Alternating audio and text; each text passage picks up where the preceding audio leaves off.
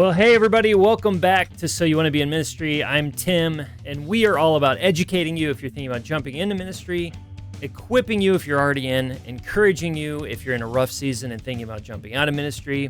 And we want to empower you to follow godly leaders well if you're not in ministry, but you just want to know more about it and how to support your church staff or supporting staff within your church. Thank you so much for being here today. We have our first guest that is not in ministry. So I wanted to have Rachelle Lengermann on because she oversaw our entire project that our church, our building project that our church just went through. Their company was absolutely phenomenal. They did an amazing job. Any building project is stressful, right? If you want it to look good, and I'm guessing that if you're a pastor out there or maybe even a nonprofit or organization leader, that is building a building, and I mean, you want it to look good, right? And so there's some stress with just walking through, making sure that any money people are giving to that gets to a product that is really, really nice as you can make it. We're all financially limited, most likely in the church world, and so you want to make it as nice as you possibly can. And Plocher Construction Company did an amazing job for us. Rachelle oversaw the whole thing, did an amazing job pointing us in the right direction, keeping us focused on what would maximize our dollars. And I wanted to have her on so that she could teach more pastors and ministry staff and nonprofit people how to do this, because we don't get taught this most often. Like, most likely you were not taught this in Bible college. You were not taught this in seminary. If you've learned anything about this, it's usually from personal experience, or maybe you were a construction worker while you were getting your degrees or something like that, but you probably did not have classes on how to navigate this type of process, because most of the time they're thinking you're going to go into a building, like you're not going to have to build it, you're going to go into a building, or you're never going to need a building because you're just always going to be mobile or something. So we walked through, as our church, we walked through 17 years of mobility, and then we got our building finally. Plocher did an amazing job. Here's Rachelle, because she did a fantastic job leading us through the whole thing. So let's check out this interview. Well, hey, Rachelle, so glad to have you on the podcast today. Thanks for being here. Thanks for having me, Tim. Yeah, so you are my first guest that is not actually directly involved with ministry, but I think your role is so critical to benefit so many pastors and ministry personnel out there. So thank you for being here to share your knowledge with us. Happy to. All right, so you are a contractor. You were our contractor for our building. I think for me, I think I've said this to you multiple times, but it was about as stress-free as I think anyone doing a project could hope for. So there were stressful moments, but nothing was overarching rough or difficult. You kept it pretty smooth, and it only got to me if it absolutely had to get to me. So that was really cool. I appreciate that so much. But I wanted to use you as an opportunity to teach other pastors, other maybe nonprofits that are thinking about building projects. What do we need to look for in a contractor? So tell us like 2 or 3 priorities that anybody should have when they are looking for a contractor to build their building. I'll start off by saying to folks who don't know, but your project was a design build project. We use a design build method. That's where the contractor designs and builds the structure. Mm-hmm. Another traditional method is design bid build. That's where the church hires an architect to create a set of plans and specs, and then you get pricing from multiple contractors based on those full design plans and specs. Both methods work, but we've found over the years that the design build method creates a much better end product, which improves the schedules, the quality, the budgets, just everything all together. And so just wanted to start off by saying that that's how this one was done. And maybe that's why, in your opinion, it ran so smoothly too, is because we were responsible for everything. And, there's no finger pointing or having to get you in the middle of anything. So just wanted to note that here real quick. Yeah, I would agree with that. So listen to that from the beginning. If you find a good contractor that can do all of that, absolutely. What are a couple other qualities that people should be looking for? Yeah, so typically churches don't have an unlimited budget. That's true. So, looking for a contractor, I would recommend find somebody that's no fluff, because overhead does cost you, no matter what the contractor is saying. If they are a big company and they have a whole marketing team showing you things, and they talk a lot about all the awards and everything that they've done, that's great. And there's some great companies that do have all that. But again, the overhead costs the end user, because all those resources have to be paid for somehow. So I would recommend finding a company that is, like I said, no fluff, that's simple. Um, I've once had a client say that they never work with any companies that are larger than they are. Um, That would be hard for a church. that would be hard for a church, but yeah, if there's any other companies listening, I always keep that in my mind. And then the big one is experience, because you can have some companies that are no fluff companies but have done a lot of work. They just don't put effort into the whole marketing aspect of it, or having a huge team of people working on the project like with yours.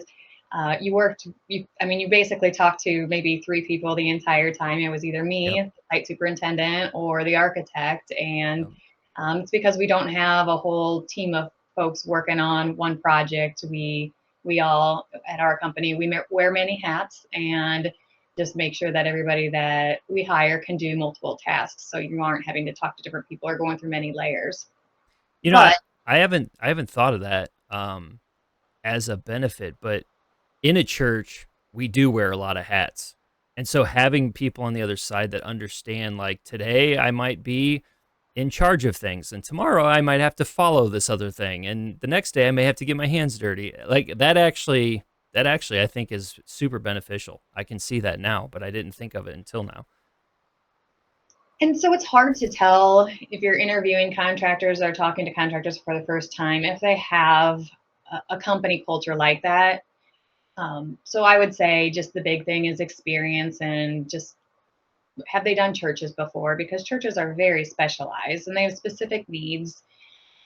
You don't want a bridge builder to take a stab at a building project. I'm sure they could figure it out, but if they've done some before, I think that's key.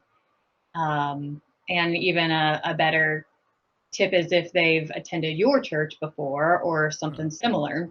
Yeah. Up until 5 years ago, I've only been to Catholic masses. Okay. So I was unaware of different practices and traditions that other churches have until I had attended one and saw how different they could be, and the different parts and pieces that go into a church like yours versus a Catholic church like mine. And so I think having that experience was very beneficial as well. Yeah, it definitely is different. So I appreciate it. You've attended. I mean, you attended at least once because I saw you on opening day. So, but I'm sure you've been in and out because you've done several projects for our church. So, okay, what would be some things that would be helpful for a pastor that would make your job easier? So, like, how do we set the contractor up for success? This probably sounds like a no brainer, but just know what you want Hmm. or what's most important to you. Okay. You don't need to know all the details from the very beginning. The details will get established as you work through the design. And most of the time, you don't know what you don't know. But Hmm. as long as you have the overall vision that can be communicated to the architect and the design team and the contractor, that's really all you need to get started is just the overall vision and the basics. What with that then? So as they're thinking through priorities for a church, financial is probably going to be number one. So what would be some of the most expensive things that they need to think through on a design level, like structural and stuff like that? Yours that you most recently built Hmm. was, I don't mean this in a bad way, but it's very simple Yeah, and it turned out beautifully. it did. But keeping things simple is huge for budget. It is, you don't have very many corners in your building. I'm not saying it's a big box. We did some stuff to the exterior to make it attractive. But overall, it was a pretty simple building, and you guys added flair at the end Yep. with the furnishings that you contributed, and also some stuff that was built in. But there's little things that you can do to make a big impact, but keeping the overall design simple um, is very much key. Yeah, we did do that. So Seth, this is maybe something that we'll talk on here, but Seth always said he wanted something modern, industrial, and timeless. And I think that timeless thing was like, we don't care if it's just gray everywhere. Like we can paint gray. We can figure stuff out for gray, but we wanted the upkeep to be minimal. So even afterwards, we were trying to save money just on low upkeep, low maintenance, all that stuff. So yeah, very true. So the simplicity, we were trying to do that. So it's good to hear that we accomplished that. And it turned out beautifully. It did. I did. I mean, there were times my people have heard me say this so many times, but there were times where Seth and I would look at it and we were like, man, I don't remember choosing it to look this good, but it looks so good. So like, yeah, we had that conversation so many times. What are some aspects of the overall architectural drawings that church leadership should think through to navigate the decision process more quickly and easily? So like I mentioned, the vision is Okay. huge. And communicating that properly. So whether that be verbally in meetings or through photographs, you see something that you like, passing that on. It's hard to read people's minds, but if you can communicate, again, the basics, what you really need, what you really want, communicating that to the design team. Like you guys knew what you wanted. You wanted a big children's area, but the details of that didn't get worked out the first stab. But No. as long as we knew the basics and that you wanted a children's space, all that can be massaged as the plan gets developed, and making sure that everything fits and flows properly with how many rooms are in the children's space, the check-in desk, all those things get worked out. But um, I'd say starting off, the architectural drawings, the basics, and then again, you got a good architect that knows how to get it all in and flow properly. Um, and then the communication between, hey, here's our first stab at it. What do you guys think? And being blunt and honest that I don't really love this. Let's try something new. Or I really like this. Let's keep this as it is. The communication is probably key with figuring out the architectural design. I agree with that. It because we went through several, and then it was simple questions like, "Hey, I see that you did this here. Can we just flip this and put on the other side so we can do this?" And it's like, "Oh yeah, that." I mean, sometimes it's like that's easy, and other times it's like, well, I mean, if you're willing to pay for it." And I was like, "Okay, we're not willing to pay for that, so never mind." So yeah, there was all kinds of conversations like that. Ask good questions. That's what I learned in that process too. Don't be afraid to ask. Absolutely. How have you seen, if has happened at all? How have you seen building projects adjusted or changed as we're getting farther away from COVID? But I know the dynamics have changed. So if there's a church that's looking for phase two, maybe they got phase one done pre-COVID, they're looking phase two post-COVID. What might be some new things that they actually need to think through? There used to be some stuff that people were implementing into the new design after COVID, like the drinking fountains that have bottle fillers, touchless stuff, or there's HVAC systems that have different filters in them to filter out some of the COVID particles. I think people don't, that was a big thing a couple of years ago, but now it's kind of back to pre-COVID times as far as what you're building into your project. Mhm. But what has changed and hasn't gone back since COVID is the delay of certain materials and equipment, and workforce in general. I feel like there's a lot of people who took COVID as a time to retire or change careers, and I don't think it's just specific to construction. I think it's in general. Workforce is stretched thin, and so post COVID, I would tell everyone to just be patient. It's just know that the work is going to get done as soon as possible. Most contractors want to get the project complete as fast as they can so that there's no delays and so they can move on to the next one. So most of the time it's not because the contractor wants to delay the project, it's just the resources aren't there. So like I said, just be patient. And then another thing to keep in mind is surprises happen on every single project. And I don't think that's a post-COVID thing, but just be ready for surprises because every single day that construction happens, there's something that pops up or changes that you weren't expecting. So it's what's that one saying that nothing's certain in life except death and Yeah, taxes. pretty much. I'd like to add that surprises in construction is another for sure. So the construction crews, though, are great at pivoting and figuring out ways to change the sequence of the work or means and methods to get the job done. We're used to that. But it's very helpful if the church leadership and parishioners can also be flexible whenever the surprises arise and work through them together as a team.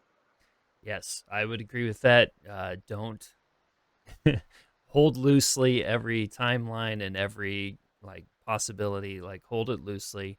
Don't I would even say this, don't whatever the initial timeline is, don't like plan around it, not because the contractor is trying to do a bad job or anything, but you have to hold it loosely. And we were very intentional not to tell people like specific dates because we didn't want them to walk through those emotions as they would hear, well, maybe April, well, maybe June, well, maybe like we didn't want them walking through all that. And so we were just like, hey, when it gets done, we'll let you know and we'll all celebrate. That's what we're going to do. Like, we're not like, do you think we don't want to get this done? Of course we want to get it done. So we'll tell you when there's something to say, we'll say it. And I think just from the church side too, I can speak to this. I think as people see the project moving, that's good enough for them. They're like, okay, things are happening. So I don't think that's a big deal as long as you're staying flexible as a pastor. Okay. At times, a church will decide to build a building from a majority of volunteer help to save on cost. While that could be necessary, that's for sure. What are 2 or 3 benefits that a contractor would bring if they oversaw the full project? There's so many nuances that go into a building project. There's just a lot of coordination and scope items that come from years of experience. It's like if I tried rotating the tires of my car myself, I could figure it out, sure, Yeah. but it would take a lot longer because I don't have a lift or the proper tools to do the job properly and safely.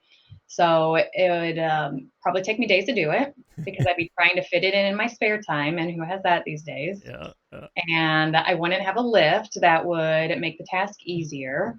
So I'd need to rent a car probably to get me around in the meantime, and that expense would probably offset the savings of doing the job myself. So I'd also be at risk of hurting myself, which obviously would be terrible for myself, but also for my family that I'm needing to care for, and my company that I'm needed at. So there's certain areas that can easily be done by volunteers to help save money. Landscaping is a easy one, like you guys did yourself, and many of our clients do landscaping themselves. If you have someone that can do casework or woodwork, that's a scope that we've seen folks do themselves. Low voltage components, the foam data, the security, the sound systems. If you have a parishioner that could do that themselves, they can get in and do that work anytime. Obviously, the furnishings is an easy one that congregation can work on. But to have the bulk of the work done by a professional general contractor really does cut down on issues and forgotten components and delays and costs that you weren't expecting.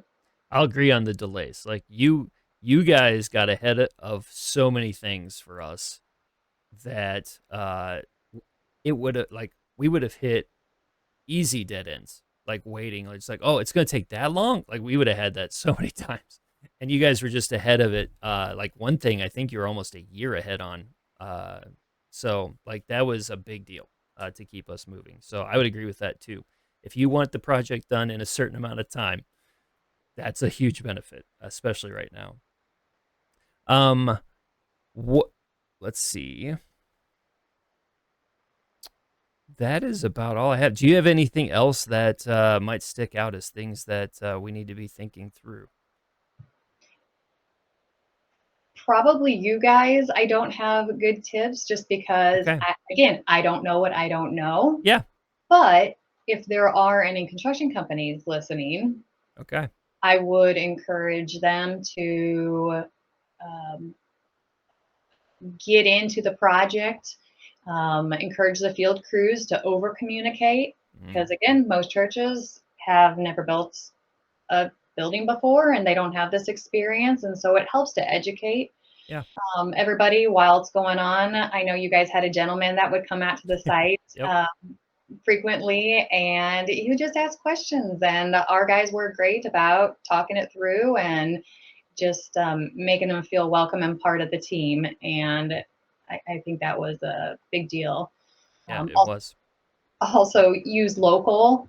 Sounds like a no-brainer, but sometimes people get stuck in their ways of using the same people that they're comfortable with. But it's so good for the community and can be less expensive to use somebody who's right next door. It also helps the surrounding area welcome in new additions as they now feel part of the team, where sometimes people don't like new developments being built in their back door. But it also may even help the church gain parishioners because now that person feels like they built the facility and they want to be more involved with the church. So it really just helps out all around to use local folks. All of that has been true. So there was when we were walking through the building project, there were so many times where I'd walk into the school or walk into a restaurant or something, and somebody would go, "Hey, you're the pastor at Metro, right?" And I'm like, "Yeah." And they're like, "My dad was on your roof the other day." Like that happened so many times. It was pretty cool. Where I'm like, okay, like I didn't think about those type of conversations happening, but it absolutely was happening. We had a whole crew of somebody that worked on the building that was like, yeah, we're going to be there opening day. We want to see what we like. We want to be there when everybody sees what we did. So that definitely happened. So I can speak to that too. That all of that is a big deal. And as a pastor, you will have conversations that you did not know you were going to have because people are working on that building. Yes, absolutely. The construction industry has so much pride in what they do. Hmm. It's a weird phenomenon that I cannot explain, but um, when you're part of a project and you're part of something that is going to be there again for 100 years, it's very prideful and it really does bring everybody together and it makes everybody feel part of one big team. So I love seeing that. One other thing that I did, because you talked about over communicating, and the people that we had on site absolutely did that. They were constantly talking with me, but I would make myself available. I would go by like at least probably towards the beginning of the week. So I usually try to hit on a Monday and then maybe a Thursday. And I wasn't really, my goal was not to check on anything. I didn't really care. Like I knew it was going well. My goal was to just, if there was anything where it's like, oh, like sometimes seeing you triggers the question that you were supposed to ask them. And Mhm. so I would just stop by for like 30 minutes just so that they could be like, oh, yeah, I needed to ask you something about this. And it allows over communication to happen. So be available, put it into your schedule just to be by, spend 30 minutes, get in, get out. And then they get to know you. And so I know, I know the electrician, one benefit that he did for us was we didn't have something specific on our plans, but he's like, they absolutely need this. And he just knew. And so he did it, but he knew from conversations that we had had so many times. So I agree with all of that. So that is all I got. Any last words for us, Rochelle? I just want to thank you again for allowing us to be part of your project. It is very exciting. The entire process, watching you guys grow. You mentioned I attended the grand opening, and I hate to admit, but it brought tears to my eyes. Yeah. Just the excitement in the room and Yep. what you guys are accomplishing. So I really appreciate you allowing us to be a part of it. Absolutely. If you are in the St. Louis metro area, around Edwardsville, Madison County, anything like that, please give Plocher a call. You may not go with them. That's probably not the right choice if I'm speaking for myself, but call them. The worst that can happen is you can have a good conversation and find out some things that maybe you need to know, even if you move forward in a different way. So call Rochelle, call Plocher. We'll have all the links down in the description, so make sure you contact them. Thank you. Thank you so much, Rochelle, for being here. Thank you, Tim. I hope you can hear like keeping things simple is okay. Like, it doesn't have to be some complex structure. If you keep it really simple and put the decorations on, it can happen. But I also hope that what you're hearing from Rachelle is you kind of need a no nonsense, very direct. We don't need all the fluff type of contractor. I'm sure the fluff contractors can bring some benefit as well. I know for us and what we needed to maximize our dollars, and they benefited us by just shooting us straight and just saying, here's what you can afford, here's what you can't. If we do this, it's going to cost this much. If we don't do it, like, it won't really inhibit the rest of the project. Like, we needed direct conversation, we needed over communication. They were great at both of those, and we landed on a very, very good product. I'm probably going to talk more about this. I wanted some time in between the finished product and then talking about what I learned from it. And so I'll probably do a couple episodes at the beginning of 2025 to talk through more of what I learned navigating it as a pastor so that I can share it with you too. And then we'll bundle it all in a playlist. So look forward to that into the future. But thank you so much for being here. If you'd like, subscribe, share it with people walking through building projects. Like, you need to think through it. And if you're in the St. Louis, Metro East, Illinois area, you should be calling Plocher. That you should just be calling them. If nothing else, you'll get some good consultation. You'll get some good questions, even in interviewing them for your building project.